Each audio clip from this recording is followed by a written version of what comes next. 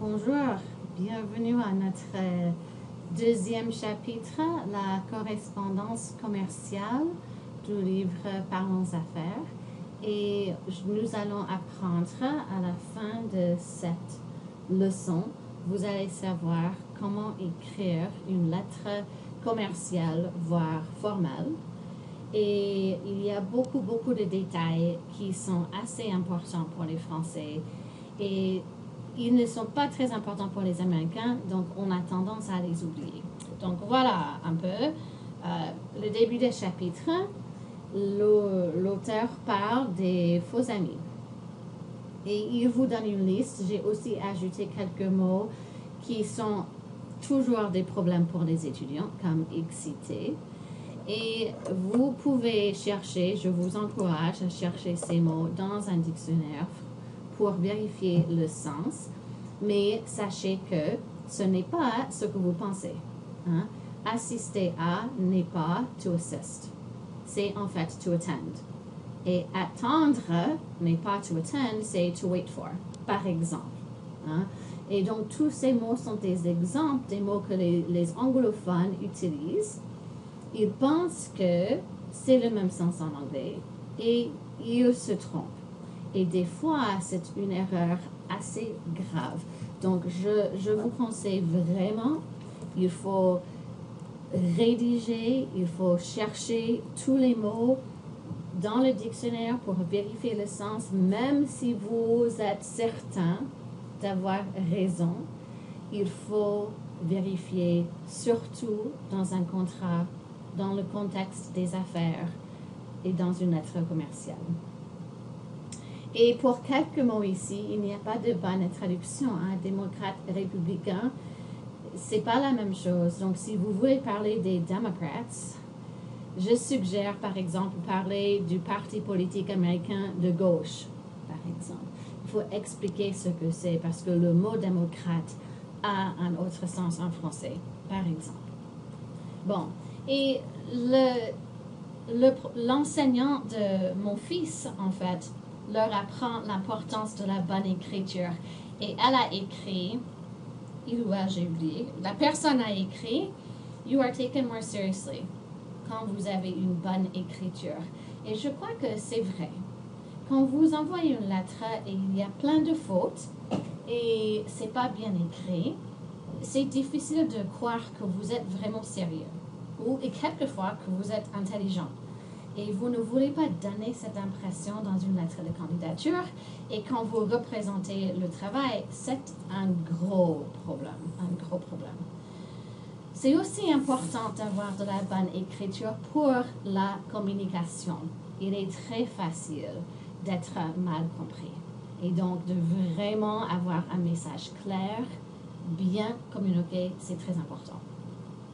Et donc, pour avoir cette bonne écriture, il est absolument nécessaire d'apprendre à rédiger votre propre travail. Rédiger, c'est to edit en anglais. Hein? C'est très difficile parce que vous ne voulez pas faire des fautes. Vous croyez que c'est correct. C'est pourquoi vous l'avez mis la première fois. Mais il faut chercher tous les mots dans les dictionnaires. Essayez, faire une liste des faux amis. Hein? Vérifier l'orthographe des mots. Et dans les devoirs, par exemple, j'ai vu beaucoup de fautes avec, par exemple, le mauvais genre. Ça, c'est une bêtise dans le sens que c'est pas difficile à comprendre. Vous cherchez dans le dictionnaire, vous voyez que le mot est féminin et vous mettez un article féminin. Hein? Quand vous avez le mauvais article, cela donne l'impression que vous êtes paresseux. Vous n'avez même pas pris le temps de regarder le mot dans le dictionnaire. Je sais que ce n'est pas toujours le cas, mais je vous parle maintenant du monde des affaires et comment votre patron va comprendre, par exemple, ces fautes. Aussi, moi, j'ai travaillé pour plusieurs universités différentes et j'ai vu les lettres de candidature pour un poste à l'université, et c'est même pas le monde des affaires, c'est pire dans le monde des affaires, mais à l'université, nous avons des fois des centaines de candidats pour un travail. Et donc, moi, j'ai vu un patron, c'était pas à Concordia, à une autre université, il a j'avais un rendez-vous avec lui. Donc, il me parlait et au même moment, il lisait des lettres et il les jetait dans la corbeille à papier. Et je lui ai demandé ce qu'il faisait et il m'a dit, mais il lit les lettres de candidature. Et il les jette comme ça, sans vraiment faire attention. Et il a dit, mais il y a des fautes de grammaire, il y a des problèmes d'orthographe. C'est très facile de dire non, de les jeter, parce qu'il y a 50 d'autres candidats qui ont pris la peine de vérifier leur travail, par exemple. Et dans le monde des business, ce n'est pas des centaines, c'est des milliers des fois, des milliers de lettres pour un travail. Ils utilisent les ordinateurs pour faire le tri. Et donc, il faut être accepté par une machine avant même qu'une personne lit votre travail. Mais les machines peuvent faire des scans pour beaucoup de choses. Donc, il faut vraiment faire attention. Bon. Alors, à la page 15, et je vais vous envoyer un scan de cette lettre, mais il faut mémoriser le format. Où est-ce que vous placez telle ou telle pièce? Est-ce que c'est à droite? Est-ce que c'est à gauche? Est-ce que c'est au centre? Ce n'est pas par hasard en français. Le format est rigide et obligatoire. En anglais, on fait ce qu'on veut. Il y a des choses suggérées, mais ce n'est pas essentiel. En français, il y a un standard accepté et c'est le format à la page 15. Hein? Donc, ça commence avec l'entête. En anglais, peut-être vous allez dire letterhead, n'est-ce pas? Parce que souvent, les coordonnées de l'entreprise ou de l'université sont déjà imprimées sur la feuille. C'est soit en haut, soit en bas de la page. Si ce n'est pas déjà imprimé, si vous devez taper cela, vous mettez cela en haut de la page et au centre. Ça, c'est préférable, au centre. Et vous mettez vos coordonnées, votre nom, votre adresse électronique, votre numéro de téléphone, par exemple. Et je vais vous parler un peu plus du format des adresses dans un moment. La souscription, c'est le nom et l'adresse du destinataire, la personne qui va recevoir votre lettre. Il faut commencer avec un titre de civilité, monsieur ou madame. Mademoiselle n'existe plus depuis, je crois, 2012. J'ai un article que je vais mettre au mur, mais le Premier ministre a voté d'abolir le titre de civilité mademoiselle. C'est très culturel, les personnes n'aiment pas, mais dans le cadre officiel, ça n'existe plus. Donc, monsieur ou madame. Il faut écrire le nom de famille en lettres majuscules. Hein? Et ça, c'est pour l'entête et pour la souscription et juste en général, toujours. Il faut écrire le nom de famille en lettres majuscules. Il faut mentionner la fonction de la personne, si vous savez, hein, si c'est un directeur ou enfin, quoi que ce soit, et le nom de l'entreprise. Et si vous écrivez, par exemple, quand on écrit au département de français, des fois on ajoute à l'attention de Madame Rawson. Hein. Si c'est une grande société, des fois vous voulez distinguer une personne spécifique, mais bon. Et pour l'adresse, c'est 23, le numéro, rue de l'Église. Dans le passé, il y avait une virgule, donc j'ai tendance à la mettre, mais ce n'est plus la pratique. Vous commencez avec le code postal à une autre ligne, comme vous voyez ici sur l'écran, 37 000 et Tours, et vous écrivez le nom de la ville tout en majuscule, encore une fois. Et vous allez reproduire la souscription exactement comme c'est écrit dans la lettre sur l'enveloppe. Hein, donc, vous pouvez copier-coller cela de la lettre à l'enveloppe. Alors, ensuite, il faut avoir le lieu et la date. J'ai vu A, quelquefois vous avez A, quelquefois c'est juste Fargo, par exemple, le 15 septembre 2015. Les mois n'ont pas de lettres majuscules comme en anglais, donc attention. Il faut écrire en lettres, vous ne faites pas les numéros, vous ne faites pas d'abréviation, vous ne mettez pas le jour de la semaine et vous ne mettez pas de virgule. Enfin, virgule dans la date. Hein. Fargo, virgule, le 15 septembre 2015, sans virgule, si vous me comprenez. Pour les références ici, c'est pas indispensable, ce sont les mots du livre, mais vous voyez si vous analysez indispensable, c'est-à-dire que c'est pas toujours obligatoire, mais c'est fortement suggéré, conseillé. Et c'est vos références et nos références. Et je vois cela souvent dans le monde des affaires. Ils veulent avoir une trace de qui a écrit quoi et quand et trouver le numéro du document, etc. Donc, en fait, j'ai dû ajouter les numéros pour mes documents parce que j'ai vu que les Français avaient besoin de citer la référence. Ils voulaient avoir un numéro pour nos correspondances. Donc, vous écrivez en gros lettres, le GR là, c'est la personne qui a dicté la lettre, donc c'est moi. Le petit GR, c'est la personne qui a tapé, dactylographié la lettre, encore une fois moi. Dans cette situation, je n'ai pas de secrétaire. Et ensuite, le numéro de la référence. Et vos références, c'est leur numéro à eux. Nos références, ce sont vos numéros à vous. Hein. Bon. Ensuite, vous avez l'objet. Il faut préférer les substantifs, les noms, hein, et éviter les verbes. Vous ne voulez pas avoir une phrase ici. Vous voulez avoir un petit morceau. Hein. Objet, double point, modification de commande. C'est clair, c'est précis, c'est court, hein, pas trop long. Les pièces jointes, ça veut dire les choses dans la même enveloppe, normalement. Donc, les pièces sont jointes à la lettre. Elles sont dans la même enveloppe. Et vous marquez P en majuscule, point, G en minuscule, point, double point, et ensuite vous notez ce que c'est. Hein, curriculum vitae, la carte de Concordia, quoi que ce soit. Et les Français disent curriculum vitae, pas résumé. Je sais que le mot en anglais, résumé, est un mot français, mais les Français utilisent curriculum vitae. On va en parler plus dans le chapitre 4. Le livre dit que c'est possible d'écrire le mot annexe au lieu de pièces jointes. Et de mon expérience, je n'ai pas vraiment vu ça dans le cadre commercial. C'est plutôt dans le cadre académique ou dans la recherche. Mais dans le cadre commercial, moi au moins, j'ai vu pièces jointes. Et ça peut être en haut de la page, comme indiqué sur le modèle que vous avez dans le livre, ou des fois en bas de la page après la signature. Alors, pour la formule d'appel, il faut consulter la souscription, parce que vous allez reprendre quelques éléments.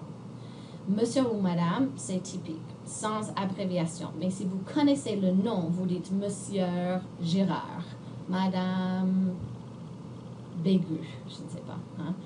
Si la personne est importante, la personne a un titre important, vous pouvez répéter le titre. Monsieur le Président. Directeur, le livre a dit que ça, c'est à vous de décider si c'est important ou pas.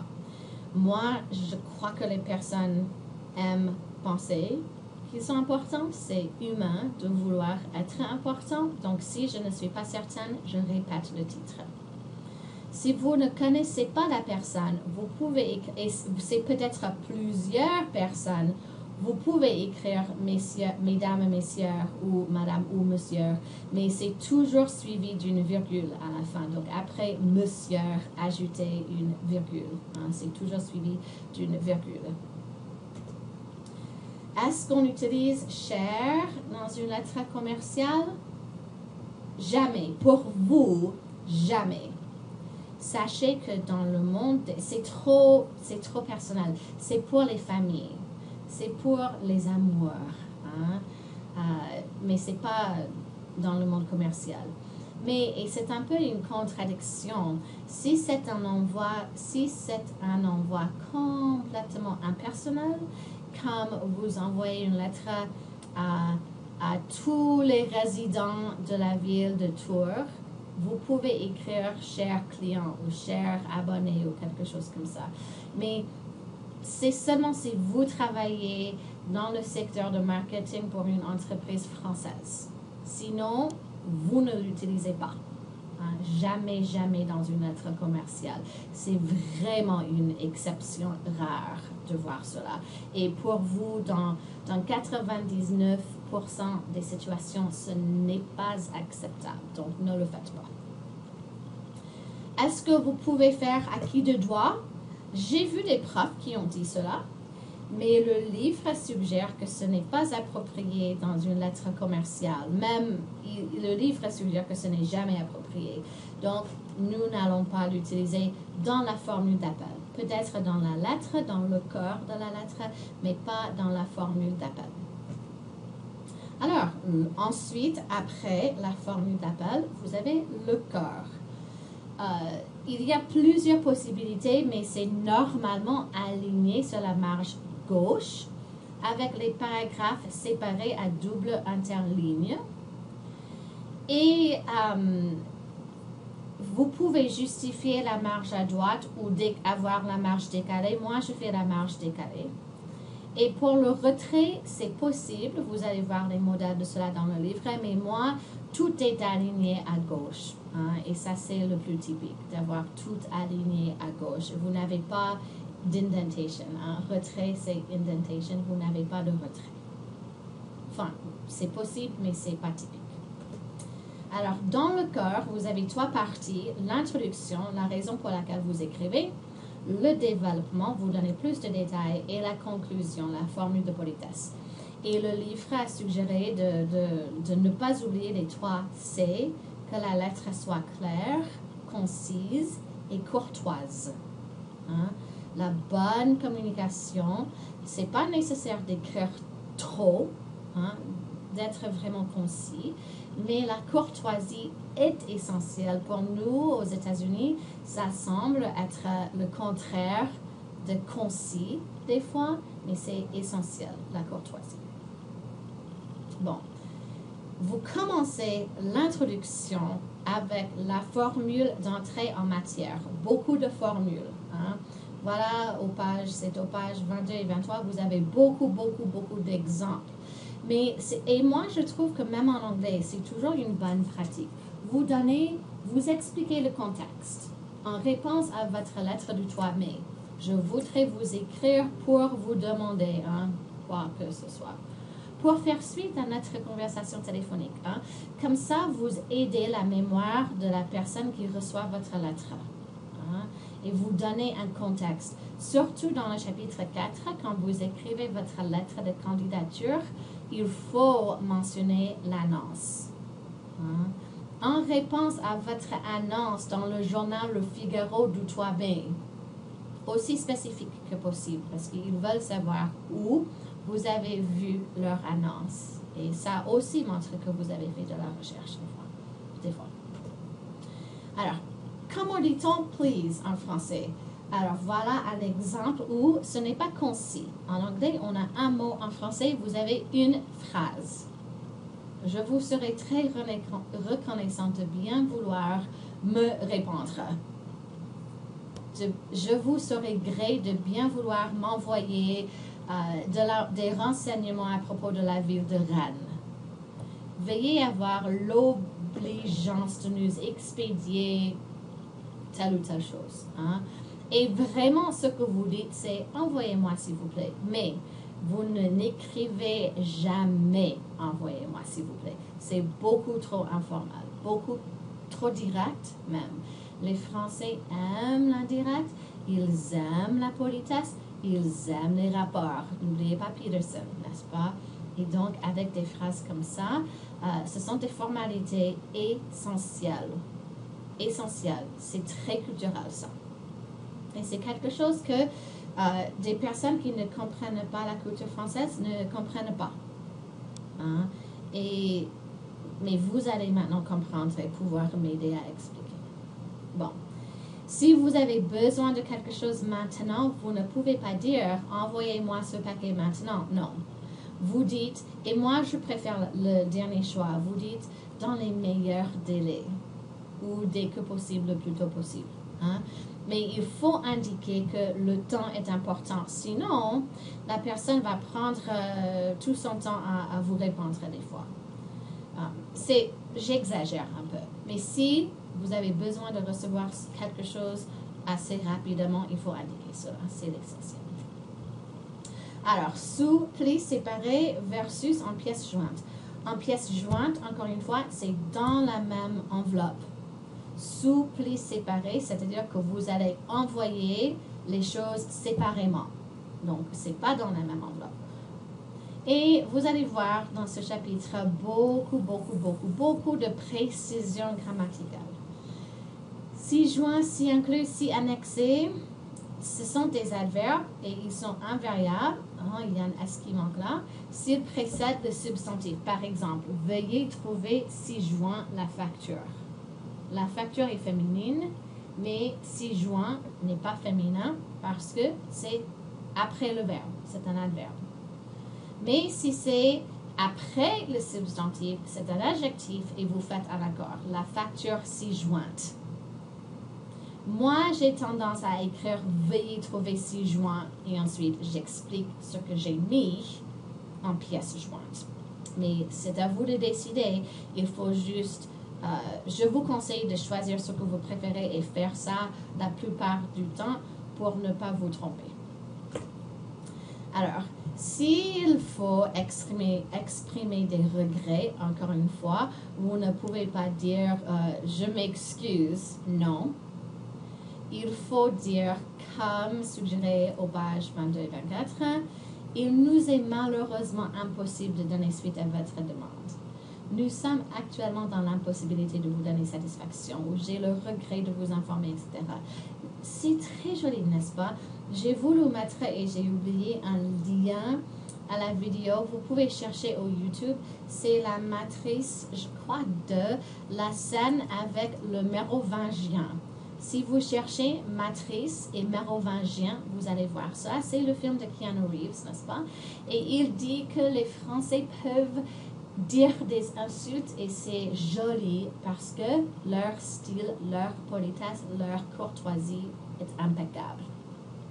Donc, il donne des mauvaises nouvelles. J'ai le regret de vous informer, mais c'est dit d'une façon extrêmement beau, je ne sais pas.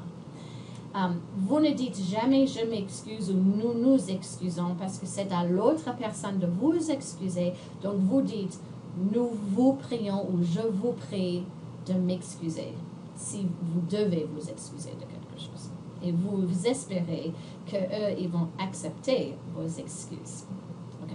Encore une fois, ce sont des subtilités, mais des subtilités qui montrent une connaissance culturelle assez importante, surtout dans le monde des affaires. Et dans le monde des affaires, le pouvoir est aussi très important. Donc, vous ne voulez pas prendre trop de pouvoir quand ce n'est pas votre place ou céder le pouvoir quand vous l'avez, des fois. Et le langage peut révéler des partis pris. Donc, vous voulez faire très attention. Alors, c'est toujours remercier de. Je voudrais vous remercier de votre réponse. Pas pour, et vous ne dites jamais, vous n'écrivez jamais merci beaucoup de. Non, trop informel. Je voudrais vous remercier de, je tiens à vous remercier de, etc. Okay? Dans le dernier paragraphe du contenu de la lettre, tout le dernier paragraphe, c'est la formule de politesse. Mais quelquefois, il faut ajouter quelque chose au début, comme dans l'attente de votre réponse ou en vous souhaitant une bonne réception, etc. Ceci est extrêmement important parce que quand vous êtes comme mon chef à l'autre université qui lit des lettres pendant un rendez-vous, vous avez besoin de savoir si une action est nécessaire. Et vous pouvez donc sauter toute la lettre, si vous voulez. Sauter la lettre, lire l'objet, lire le dernier paragraphe et savoir ce que la personne veut et ce que vous devez faire. N'est-ce pas? Et donc, quand j'ai besoin d'une réponse, j'écris toujours dans l'attente d'une réponse écrite de votre part.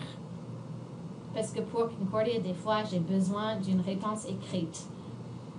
Comme ça, la personne sait qu'il doit répondre à ma lettre. Et juste attention, si vous dites dans l'attente d'une réponse écrite de votre part. C'est vous qui attendez, donc vous ne pouvez pas commencer la phrase avec veuillez. Il faut commencer la phrase avec je vous prie après. Et ça, c'est la formule de politesse. Hein? Le dernier paragraphe à elle seule.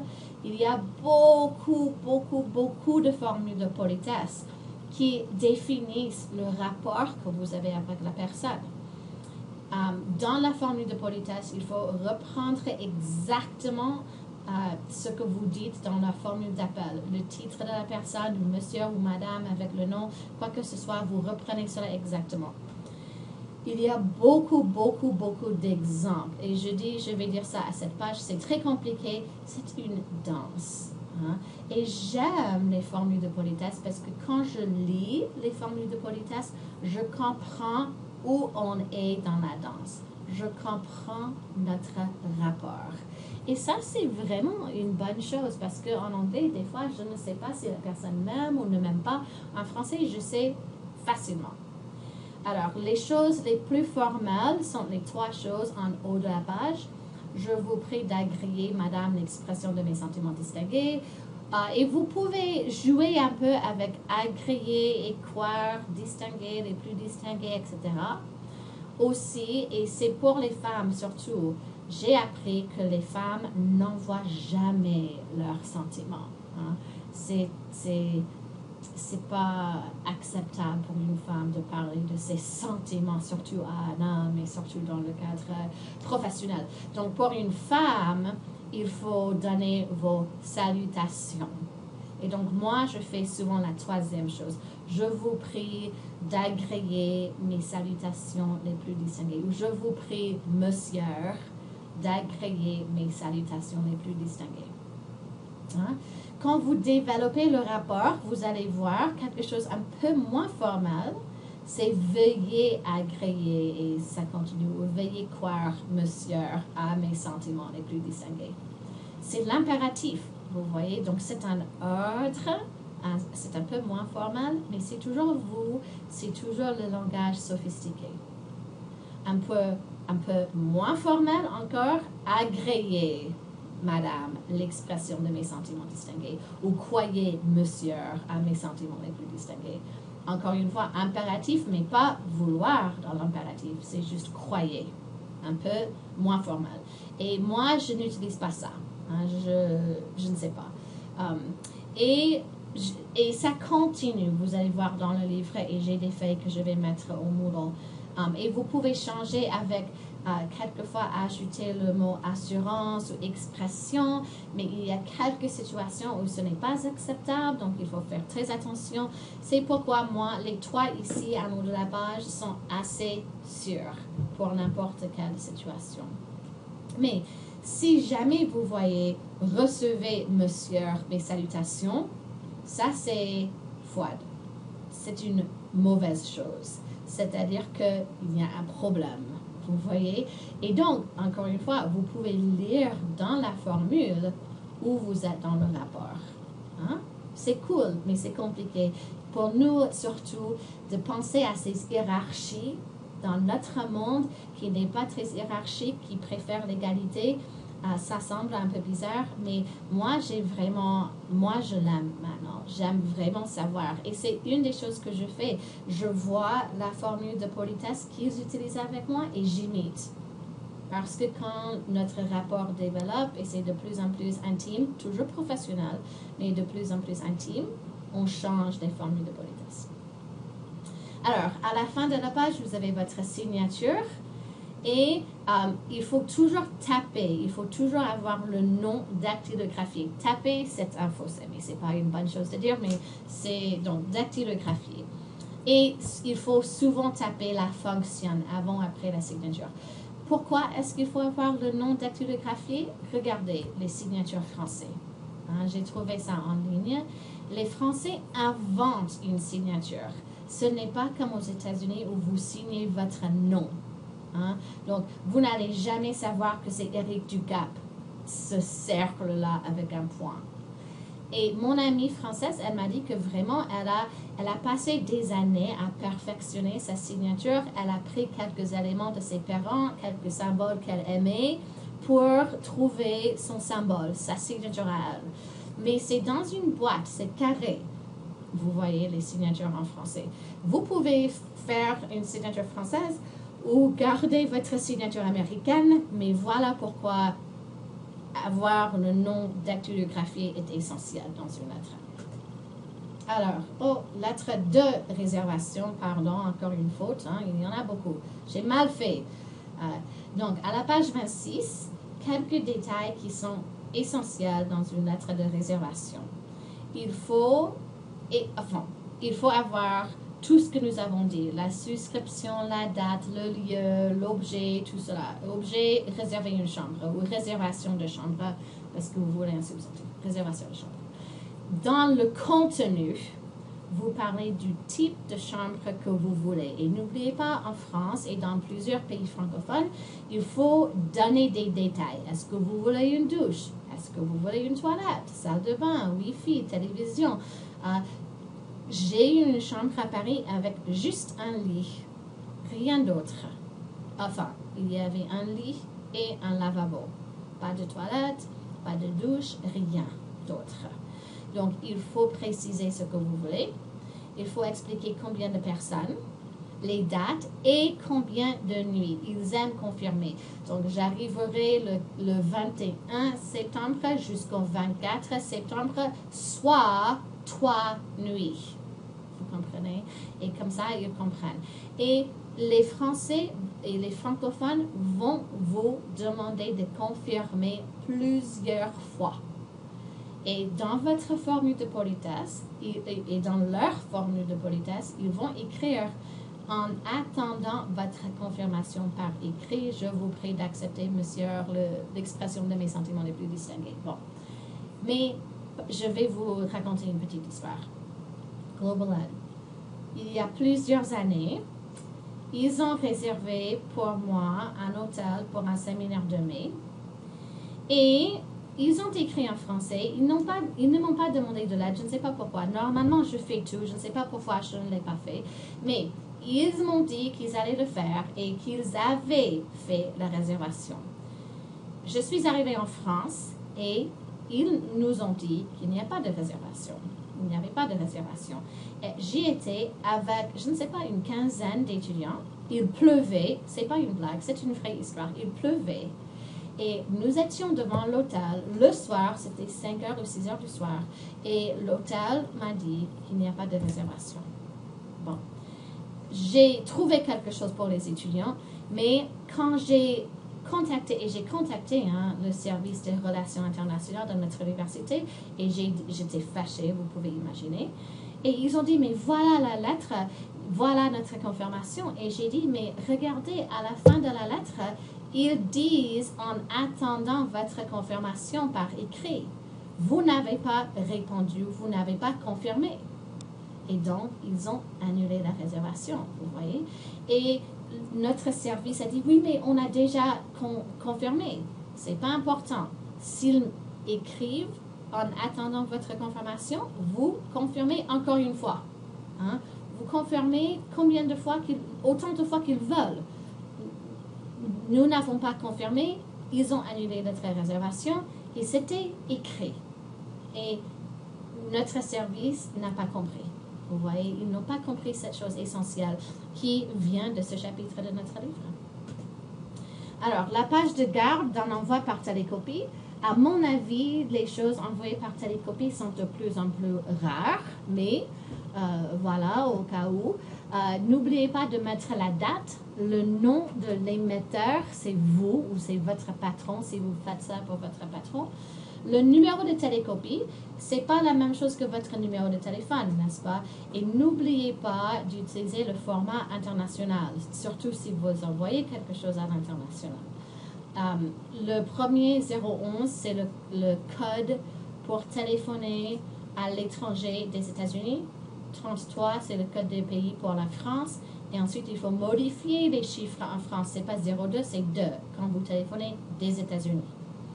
Quand vous êtes en France et vous voulez téléphoner aux États-Unis, il faut faire 001 et ensuite nos autres chiffres, c'est assez typique le reste.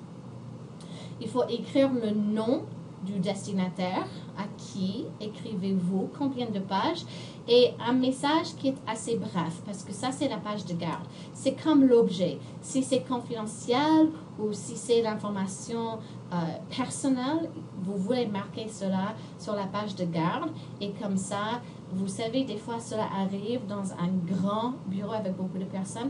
S'ils voient que c'est confidentiel, ils ne vont pas regarder les autres pages. Ils vont compter 3 pages parce que vous avez marqué le nombre de pages et ils vont donner cela au destinataire que vous avez marqué sur la page de garde. Vous voyez?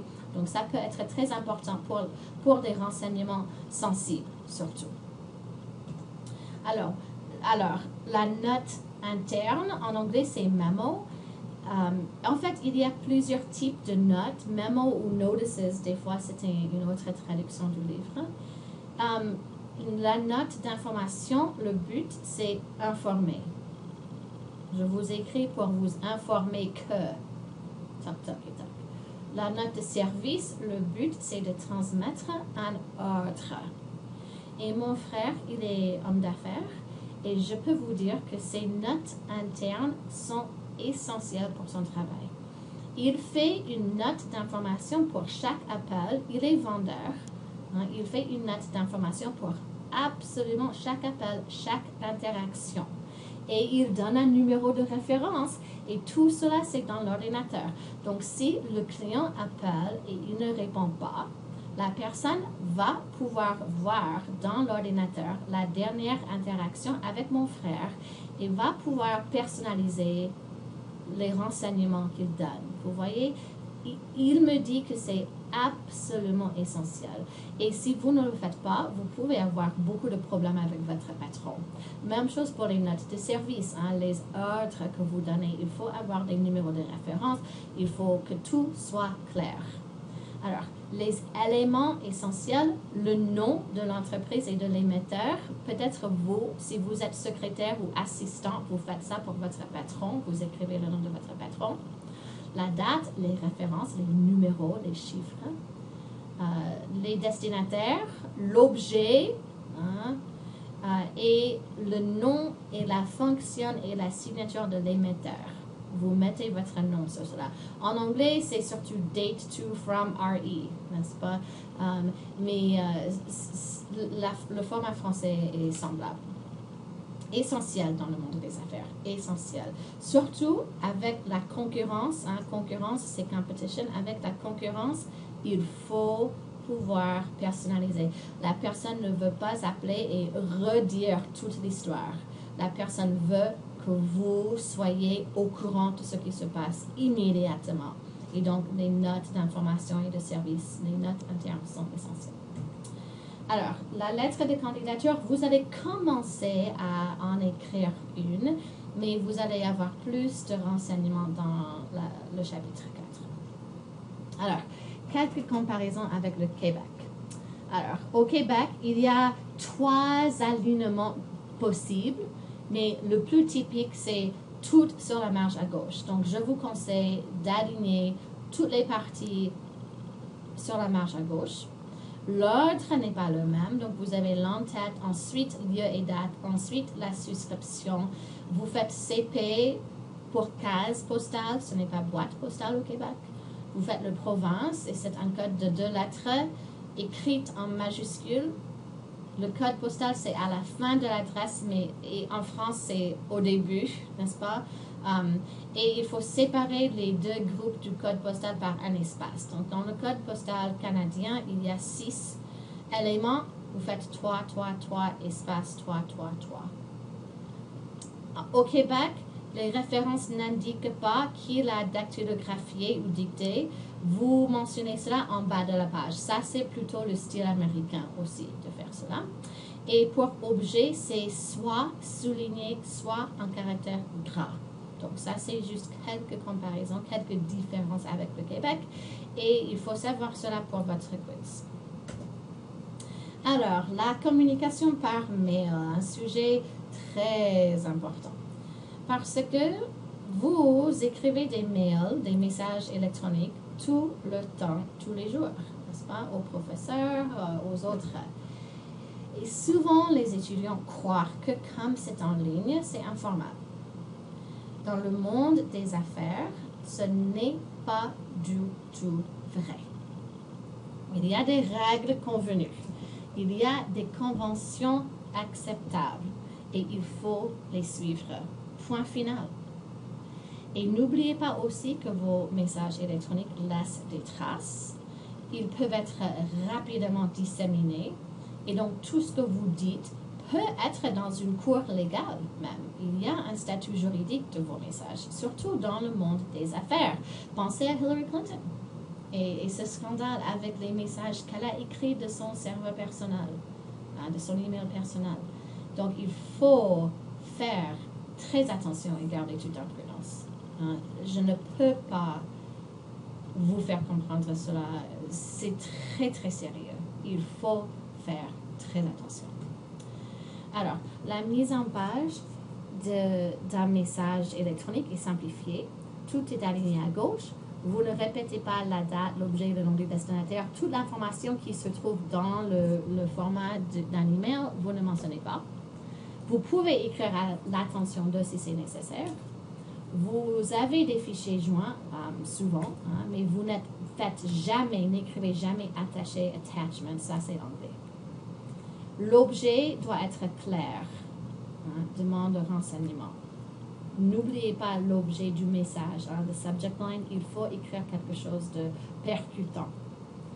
Les salutations sont comme dans une lettre formelle, mais vous pouvez avoir bonjour madame Grenier, dans quelques situations, Grenier, IR. Bon. Dans le contenu, vous écrivez des phrases un peu plus courtes, mais toujours pas d'abréviation, pas de smileys, pas de binettes. Vous faites très attention à la grammaire et à l'orthographe et à la ponctuation. Tout cela compte. Et il faut signer avec votre nom et vos coordonnées à la fin. Pour votre adresse, il faut avoir une adresse professionnelle. Il y a des personnes avec des adresses comme, je ne sais pas, poetrylover@hotmail.com. C'est très joli ça, mais c'est pas professionnel. Il y a plusieurs éléments et quand vous dites votre adresse, vous donnez votre nom, vous dites arrobase, ensuite le nom du domaine, point et le code à la fin. Donc par exemple, imaginez mon email adresse, c'est machin, machin, @cord.edu. Et si quelque chose est souligné, vous dites soulignement. S'il y a un trait d'union, vous dites trait d'union. On va parler des textos au Moodle. Encore une fois, très important. Et dans le témoignage à la fin du chapitre, il en parle, n'est-ce pas, de l'importance de la technologie, qu'il communique avec ses amis par texto. Mais il faut faire très attention au registre. Ce que vous envoyez à vos amis n'est pas approprié dans le monde des affaires. Donc, même si c'est le langage texto, dans le texto et seulement dans le texto, dans un message électronique, vous ne faites pas d'abréviation. Dans le texto, les abréviations sont acceptables, mais c'est toujours un registre un peu plus formel dans le monde des affaires. Et j'ai trouvé que c'était intéressant que l'homme, dans le témoignage du livre, connaissait plusieurs langues, 4 langues. Ça, c'est notre compétition. Et nous pouvons entrer en concurrence avec ces personnes si vous suivez les règles et les standards expliqués du chapitre. Bon, je vous remercie de votre attention et à très bientôt. Au revoir.